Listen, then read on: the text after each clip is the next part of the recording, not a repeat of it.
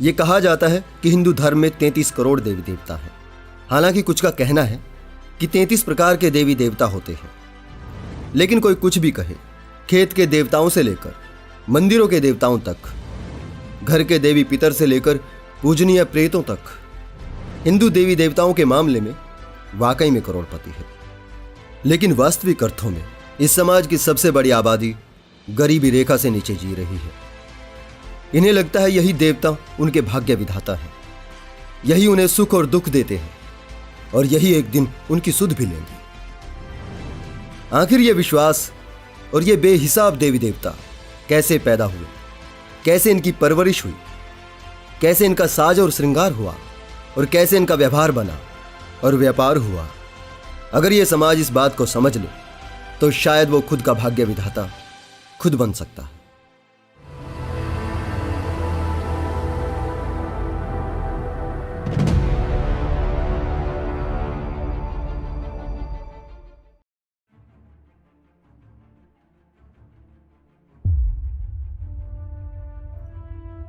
जब सभी मानव जातियां कबीलों में रहती थी, कोई भी जाति कभी इतनी दरिद्र नहीं रही कि उसके पास कोई एक आध ही देवता हो। उनके पास सैकड़ों थे, परंतु कारण एक था।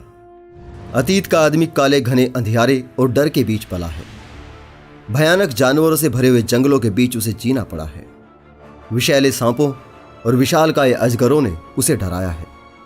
चमकती हुई बिजली की तेज रोशनी के साथ प्रकृति के जोरदार अट्ठास से वो कांप उठा है। धूमकेतुओं ने, भयानक सूर्य ग्रहणों तथा चंद्र ग्रहणों ने, और सबसे बढ़कर सदैव सर पर सवार रहने वाली मृत्यु ने आदमी को यह विश्वास दिला दिया था कि वो किन्हीं अदृश्य शक्तियों के हाथों का खिलौना भर है। कई तरह की भयानक बीमारियों ने, पागलपन के दौरों ने, रात के अंधकार ने तथा उसके दिमाग में भरे हुए भयानक सपनों ने उसे विश्वास दिला दिया कि उसके पीछे अनंत भूत प्रेत लगे हैं। उसने सोचा उसके कबीलों में जो बड़े हैं वे छोटों पर अधिकार रखते हैं, वैसे इन शक्तियों के ऊपर भी कोई ताकतवर शक्ति जरूर होगी जो इन पर अधिकार रखती होगी। उसने समझा कि उसका अस्तित्व तभी तक सुरक्षित है जब तक वो अधिक शक्तिशाली देवता और प्रेतों का कृपा पात्र बना रहे। उसने देखा कि सम्मान, महिमागान, उपहार और बलिदान आदमी को खुश करता है। उसने देवताओं को खुश करने के लिए प्रार्थनाओं तथा बलिदान का सहारा लेना शुरू कर दिया, ये सोचकर कि किसी आदमी को अपनी प्रिय चीज भेंट करने से आदमी का दिल कोमल पड़ जाता है। उसने अपनी सबसे प्रिय वस्तु इन प्रेत और देवताओं को भेंट करनी शुरू कर दी। यहां तक कि उसने अपने प्रिय पुत्र का रक्त भी इन्हें चढ़ा दिया, भले ही उसका हृदय फट जाए। ये सोचकर कि इतने बड़े दुख और शोक से वह आकाश के प्राणियों को कुछ न कुछ तो अवश्य ही प्रभावित कर पाएगा। जब तूफान आता, कबीलों के ओझा तूफान की स्तुति करते हुए उससे शांत होने की प्रार्थना करते, कई तरह से बड़बड़ाते, और जब तूफान स्वभावतः शांत हो जाता तो ये मान लिया जाता कि देवता ने ओझा की सुन ली है। ऐसी घटनाओं ने ओझाओं की प्रार्थना और तूफान के शांत होने में संबंध बना दिया। युगों तक सभी जातियों के लोग यही मानते रहे कि रोगी और पागल मनुष्य भूत प्रेतों के वश में होता है। सहस्त्रों वर्षों तक इन भूत प्रेतों को डराकर भगाना ही एकमात्र चिकित्सा रही है।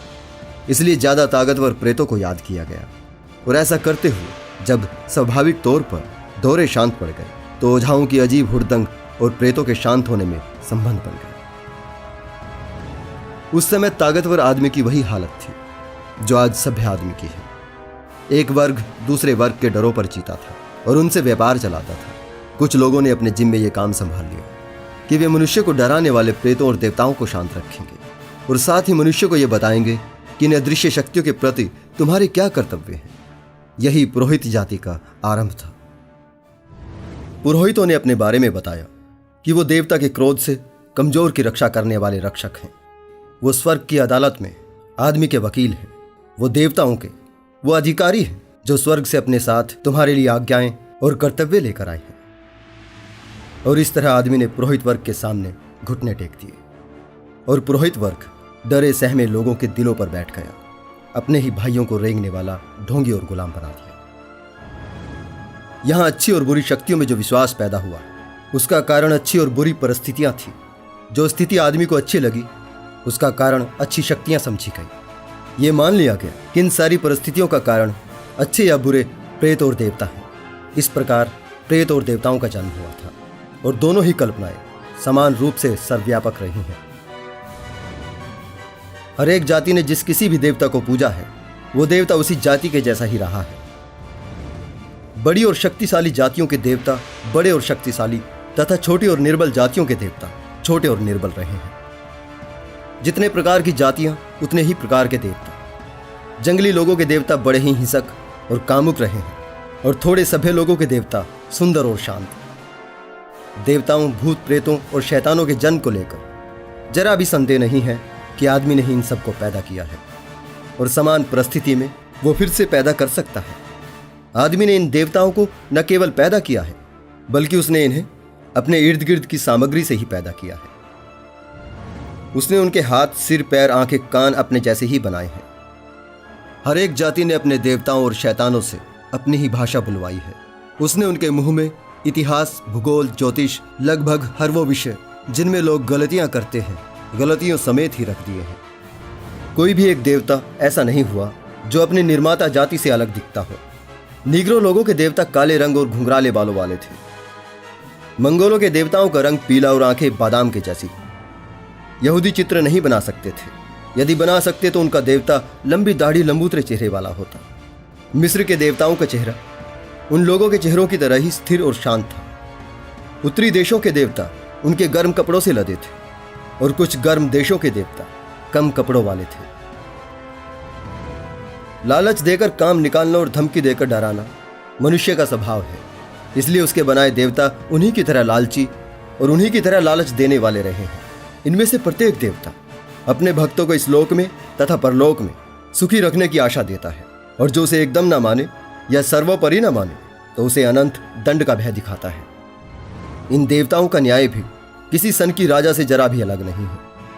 आप मानवीय रक्त से अपने हाथ रंग सकते हैं, किसी निर्दोष व्यक्ति के नाम को कलंकित कर सकते हैं, किसी सुंदरी को जो तुम्हें प्यार करती है और तुम्हारा विश्वास करती है धोखा देकर छोड़ सकते हैं, क्योंकि तब भी तुम्हारे लिए आशा है।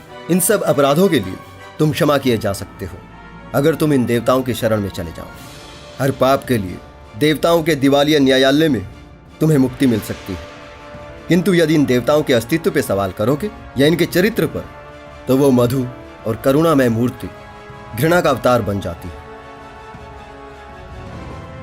आदमी जो भी अपने आसपास देखता है उसके अलावा आदमी के पास ना तो कोई विचार होते हैं और ना ही हो सकते हैं। जो कुछ उसने देखा है, अनुभव किया है, जिसका ज्ञान उसने इंद्रियों से हासिल किया है, वो केवल उसी को बढ़ा चढ़ाकर कल्पना कर सकता है।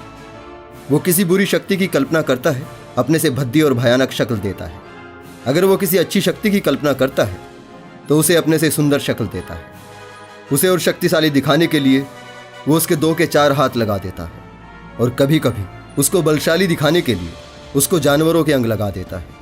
वो उनके रंग, रूप और स्वभाव को अपने से ज़्यादा बढ़ा चढ़ा तो सकता है, लेकिन कुछ भी ऐसा पैदा नहीं कर सकता जो उसके अनुभवों से अलग हो। जीवन के बारे में थोड़ा जानने से वो किसी अमर सत्ता की बात कर सकता है। समय के बारे में थोड़ा समझकर वो अनंत काल की बात कर सकता है। चेतना का थोड़ा ज्ञान होने पर वह आत्मा की बात कर सकता है। जीवन के सुख और दुख को देखकर वो स्वर्ग और नर्क की बात कर सकता है। उसी तरह किसी शक्ति की उच्चतम सीमा की कल्पना वो सर्वशक्तिमान के रूप में करता है, लेकिन वो अपने अनुभव से अलग किसी भी तरह की कल्पना नहीं कर सकता। सभी तरह की घटनाएं और परिस्थितियां किन्हीं अच्छी या बुरी शक्तियों की वजह से है जो प्रकृति से ऊपर है। इस ख्याल ने देवताओं को जन्म दिया था और वो उन घटनाओं को प्रभावित कर सकती है या बदल सकती है। इस विश्वास ने स्तुतियों, प्रार्थनाओं और कर्म कांडों को जन्म दिया था। हमारे पूर्वजों ने अज्ञान की काली रात में जितना कष्ट उठाया है, यह ख्याल ही एक अच्छे दिल इंसान को पागल बना सकता है। इसमें कोई हैरानी की बात नहीं है कि उसने भयानक घटनाओं के सामने अपने कांपते हुए घुटने टेक दिए थे। इसमें कोई हैरानी की बात नहीं है कि उसने पुरोहितों और ओझाओं के सामने मदद के लिए हाथ फैलाए थे और मजबूरी में धर्म की अजीब गंडिकाओं को अपने गले में डाल लिया था, क्योंकि वो जंगली दौर में था। आदमी जब जंगलीपन से बाहर आता है और ज्ञान की ओर बढ़ता है तो उसकी लकड़ी और पत्थरों के देवताओं में भक्ति अपने आप कम हो जाती है। उसके ज्ञान में जब थोड़ी और वृद्धि होती है तो वह हर एक छोटी बड़ी काल्पनिक शक्तियों को धरती से विदा कर देता है। वो सोचने लगता है, जब से जहाज़ों और रेलों के आविष्कार हुए हैं, देवताओं ने लोगों को अकाल से मारना बंद कर दिया है। वो विचार करता है, जो बीमारियां दैवीय प्रकोप समझी गई थी, वो दवाइयों के आविष्कार के बाद बिल्कुल शांत हो गई हैं। सभी तरह की भक्ति और प्रार्थनाओं के पीछे केवल अच्छी और बुरी परिस्थितियां ही होती हैं, और इस कुदरत में हर परिस्थिति किसी के लिए अच्छी और किसी के लिए बुरी होती है। इसमें भगवान की ना तो कोई विशेष कृपा होती है, ना ही हो सकती है। यदि हम माने कि ईश्वर ही सारी परिस्थितियां पैदा करता है या वो बदल सकता है, तो वो ना तो निष्पक्ष हो सकता है और ना ही वो निष्कलंक रह सकता है। परंतु धर्म किसी भी तरह से किसी परमात्मा की विशेष कृपा के विचार को नहीं छोड़ सकता। यदि वो छोड़ दे तो उसके पास रह ही क्या जाएगा। धर्म का ये आग्रह हमेशा रहेगा कि प्रार्थना पूरी होती है। प्रकृति के ऊपर कोई एक शक्ति है जो भक्तों की प्रार्थना सुनती है और उसे मंजूर करती है। इसलिए धर्म भक्त हर समय ईश्वर और उसकी व्यवस्था की दुहाई देता रहता है। इसी कोशिश में एक धर्म भक्त लगभग हर मौके पर अपने लड़के के दिमाग पर यह संस्कार डालना चाहता था कि परमात्मा अपनी सारी सृष्टि की सुध लेता है और उसकी व्यवस्था करता है। एक दिन उसने एक सारस को अपने भोजन की तलाश करते हुए देखा और अपने पुत्र को संबोधित करते हुए बोला, देखो उसकी टांगें कैसी बनी हैं, क्या लंबी चोंच है। जरा देखो कि वो कैसे अच्छी तरह से अपनी टांगों को पानी में डालता और निकालता है। उसके चलने से एक भी लहर नहीं उठती। इस प्रकार वो किसी भी तरह की सूचना दिए बिना मछली के पास पहुंच जाता है और अपना पेट भरता है। इस पक्षी को देखकर यह स्वीकार करना ही पड़ता है कि परमात्मा कितना चतुर और कितना दयालु है। इस पर लड़का बोला, हाँ ये तो मैं भी समझता हूं। जहां तक सारस की बात है, सचमुच परमात्मा बहुत ही दयालु है। लेकिन पिताजी, मछली के लिए परमात्मा की यह व्यवस्था कैसी है?